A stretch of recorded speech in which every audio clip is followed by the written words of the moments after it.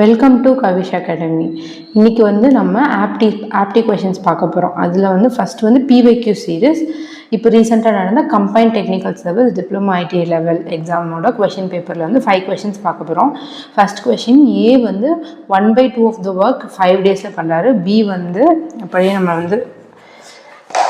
எழுதிக்கலாம். ஏ 1/2 ஒர்க் 5 டேஸில் பண்ணுறாரு. அதாவது இது ஒர்க், இது டேஸ்.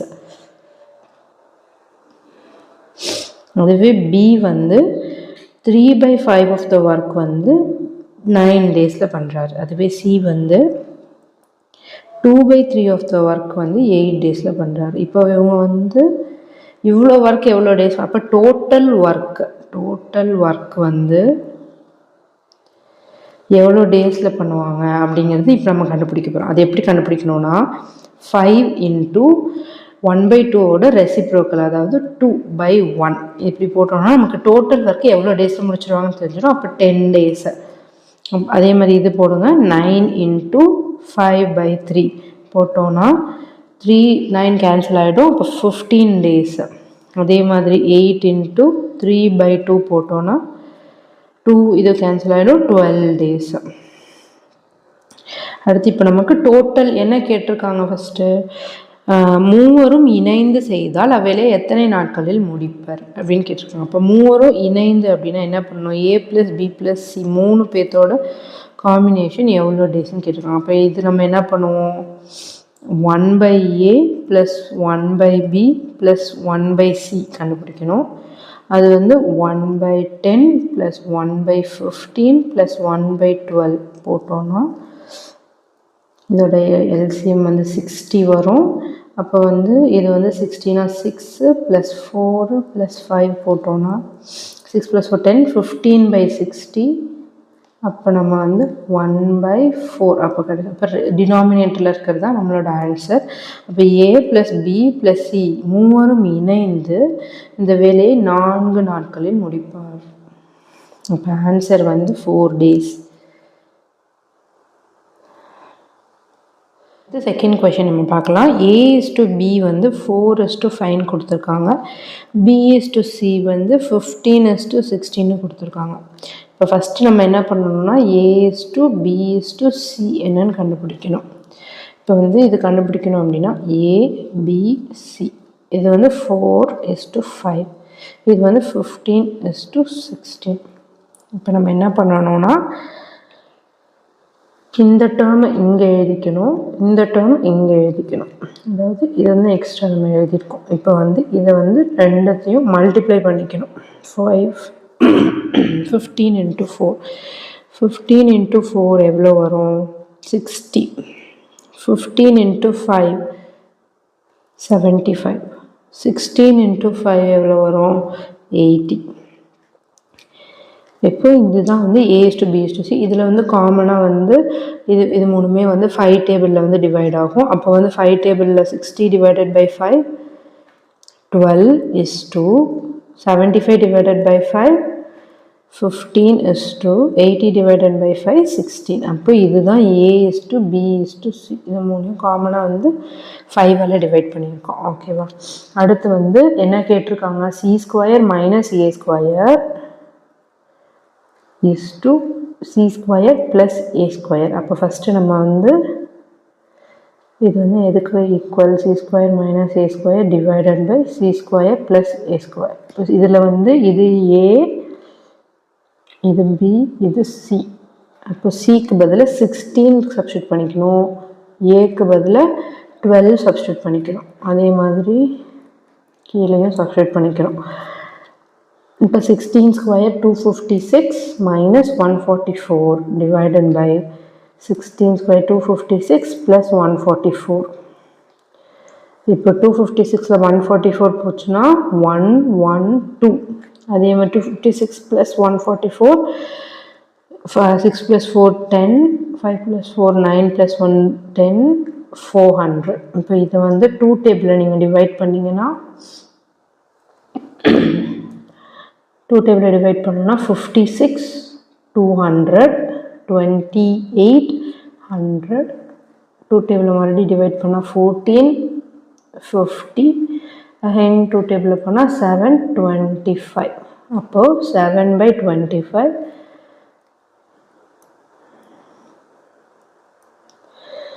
7/25 இது ஈக்குவல் டு 7:25. அப்போ இதுதான் ஆன்சர். இப்போ இதில் பார்த்தீங்கன்னா இதுதான் ஆன்சர். அடுத்து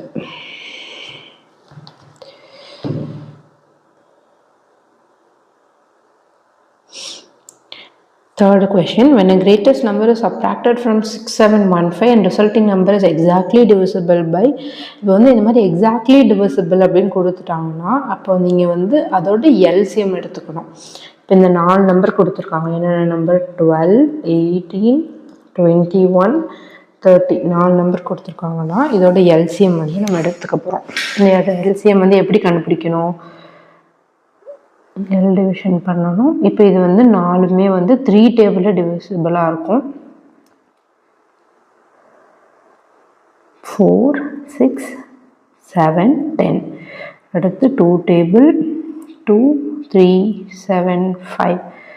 நெக்ஸ்ட் 2 டேபிள் 1, 3, 7, 5. அடுத்து 3 டேபிள் 1, 1, 7, 5. Next 7, 1, 1, 1, 5. Next வந்து 5 table 1, 1, 1, 1. அப்போ இதோட LCM is equal to 2 time 3 இருக்கு, 2 time 2 square into 3 square into 5 into 7. This will be equal to 1260 நினைக்கிறேன். 2 into 2 into 3 into 3 into 5 into 7 1260. ஓகேவா? இப்போ வந்து கொஷினை நல்லா ரீட் பண்ணணும் நீங்கள்.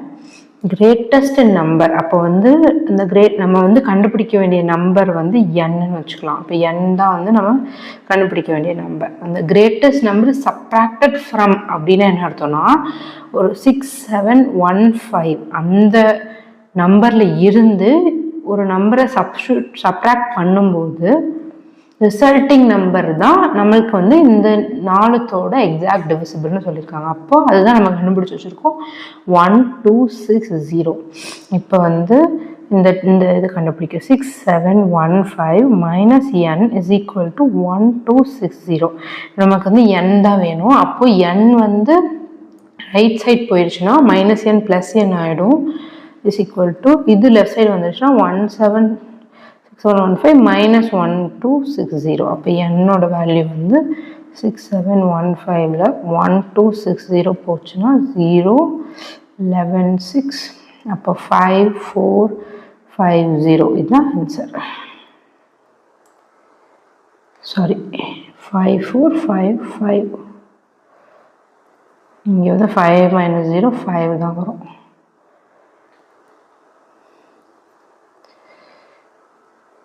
இப்போ 5455 is the answer.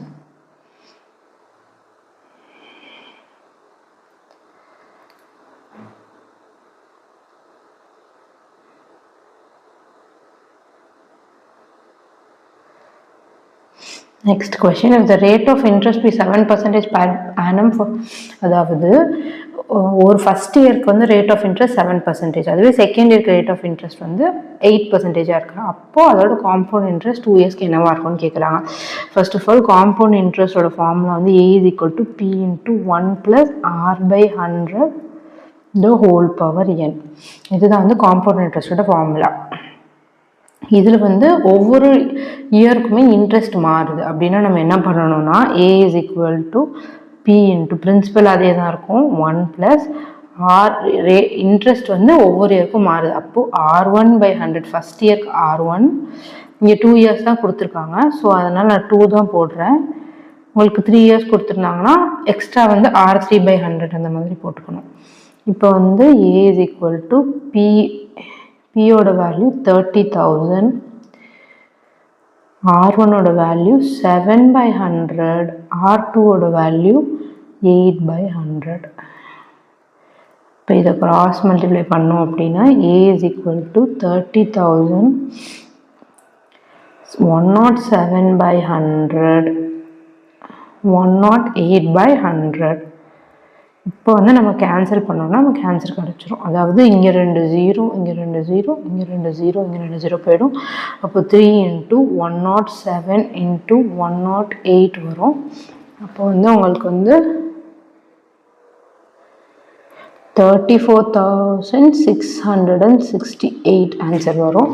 இப்போ வந்து உங்களுக்கு இது வந்து ஹோல் அமௌண்ட். இப்போ ஆனால் அவங்க கேட்டிருக்கிறது வந்து காம்பவுண்ட் இன்ட்ரெஸ்ட் மட்டும்தான் கேட்டிருக்காங்க. அப்போ நீங்கள் என்ன பண்ணணும் அப்படின்னா compound interest is equal to A minus P. இப்போ 34,668ல் 30,000 போச்சுன்னா எவ்வளோ வருமோ அதுதான் உங்களோட காம்பவுண்ட் இன்ட்ரெஸ்ட். இதை நீங்கள் கொஷினில் வந்து நல்லா நோட் பண்ணிக்கணும். அப்போ the answer will be 4,668. அடுத்து how many years will ₹50,000, அதாவது 50,625 ரூபா 65,536 ரூபாவா மாறுது எத்தனை வருஷத்துலன்னு கேட்டிருக்காங்க. இதில் வந்து மெயினாக நோட் பண்ண வேண்டியது வந்து ரேட் ஆஃப் இன்ட்ரெஸ்ட் வந்து பெர் ஆனம்க்கு கொடுத்துருக்காங்க 13/1/3. ஆனால் இன்ட்ரெஸ்ட் வந்து காம்பவுண்டட் ஹாஃப் இயர்லின்னு சொல்லி மென்ஷன் பண்ணியிருக்காங்க. அப்போ நம்ம வந்து ஃபார்முலா வந்து ஜென்ரல் ஃபார்முலா வந்து A is equal to P into 1 plus R/100 the whole power n. இதில் நீங்கள் சேஞ்ச் பண்ண வேண்டியது என்ன அப்படின்னா இப்போ இது வந்து ஜென்ரல் ஃபார்முலா. இப்போ நான் வந்து இந்த இதுக்கான ஃபார்முலா எழுதுகிறேன். P அப்படியே தான் இருக்கும். 1 ப்ளஸ் ரேட் ஆஃப் இன்ட்ரெஸ்ட் வந்து ரேட் வந்து இங்கே வந்து பெர் ஆனம் கொடுத்துருக்காங்க. ஆனால் ஹாஃப் இயர்லிக்கு தான் நம்ம வந்து கால்குலேட் பண்ணணும். அப்போ வந்து நம்ம என்ன பண்ணணும்னா ஆரை வந்து R/2 மாற்றிக்கணும். அதே மாதிரி எண்ணை வந்து 2n அப்படின்னு மாற்றிக்கணும். ஓகேவா? இப்போ வந்து நம்மளுக்கு வந்து கொடுத்துருக்கிற வேல்யூவில் வந்து கிவன் என்ன அப்படின்னா A will be 65,536, P will be 50,625, then R will be 13/1/3%. இப்போ இதை ஹோல் நம்பராக மாற்றணும்னா 40/3 வந்துடும். n தான் கேட்டிருக்காங்க. இப்போ நம்ம இதை கொண்டு போய் இந்த ஃபார்முலாவில் சப்ஸ்டிட்யூட் பண்ணுவோம். ஏயோட வேல்யூ வந்து 65,536, Pயோட வேல்யூ 50,625, 1 plus R வந்து 40/3 divided by 2/100 whole power 2n. இப்போ இந்த 50,625 டினாமினேட்டரில் வந்துடும். 65,536 divided by 50,625 equal to 1 plus இது வந்து 40/3ல் பாதி வந்து 20/3 divided by 100 whole power 2n. இப்போ இந்த 65,536 அப்படியே வச்சுக்கிறேன். 50,625 அப்படியே வச்சுக்கிறேன். இது என்ன ஆகும் அப்படின்னா 20/3ங்கிறது வந்து 3 டினாமினேட்டரில் போயிடும் இன்ட்டு 100 ஹோல் பவர் 2n. இப்போ இது கேன்சல் ஆகும்.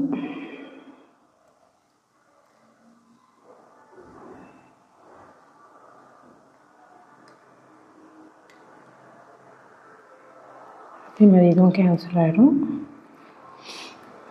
65,536 divided by 50,625 equal to இப்போ இங்கே வந்து 1 plus 1/15 the whole power n இருக்கும். இப்போ இதை நீங்கள் எப்படி எழுதிக்கலாம்னா 15 plus 1 16/15 சாரி இங்கே வந்து 2n whole power 2n. இப்போது இந்த சைடு இருக்கிறது வந்து நீங்கள் வந்து அதாவது இந்த டேர்மை வந்து நீங்கள் வந்து இது மாதிரி ஃப்ராக்ஷனுக்கு மாற்றணும். அதுக்கு நம்ம என்ன பண்ணணும்னா எல்சிஎம் எடுக்கணும். அப்போ 6553 எல்சிஎம் இல்லை இது இருக்கணும், ஃபேக்டர்ஸ் எடுக்கணும் நீங்கள் இதுக்கான ஃபேக்டர்ஸு. இது வந்து ஃபஸ்ட்டு 2ஆல் டிவைட் ஆகும். அப்போ வந்து 3 2 7 6 8. 1 6 3 8 4. 12 மறுபடியும் 1 9 2.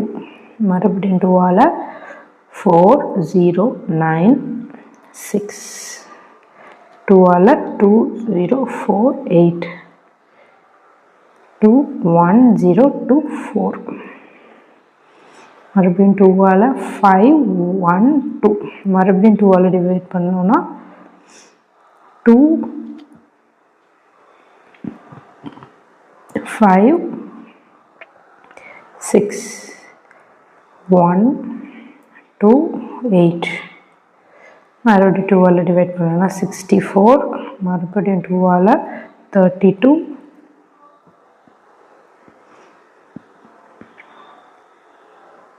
16 8 4 2 1.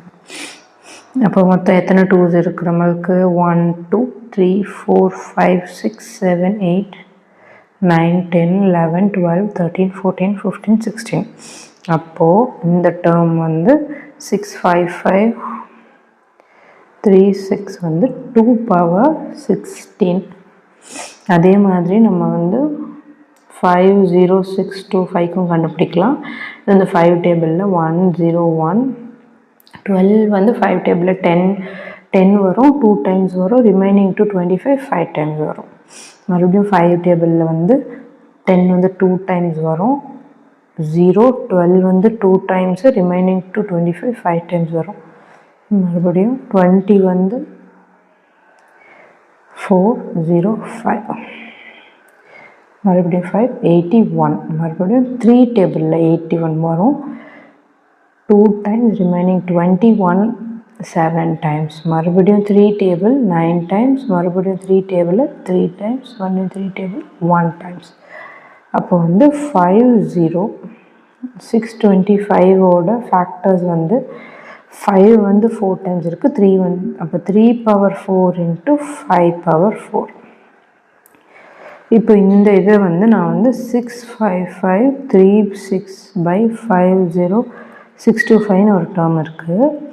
மேலே வந்து 2 power 16, கீழே வந்து 3 power 4 into 5 power 4.